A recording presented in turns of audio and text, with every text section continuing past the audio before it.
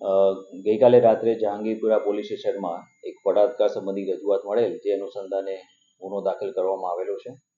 જેમાં આરોપી તરીકે ભોગ બનનાર દ્વારા બે આરોપી હોવાનું જણાતા એ મુજબ ગેંગ રેપની જે કલમ છે એ કલમનો ઉમેરો કરવામાં આવેલો છે.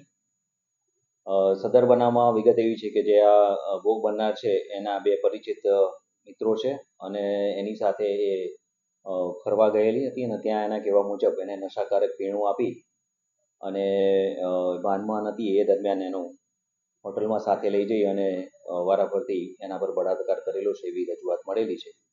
એ સંબંધે ફરિયાદ નોંધવામાં આવેલી છે અને ગુનાના કામે જે બે નામ એને જણાવેલા છે એ બે આરોપીઓની હાલમાં અટકાયત કરવામાં આવેલી છે.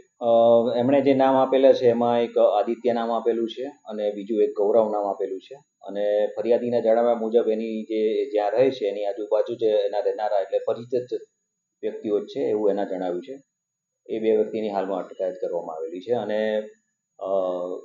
ભોગ બનનારે જે વિગત જણાવેલી છે એ મુજબ આગળની તપાસની કાર્યવાહી ચાલુમાં છે.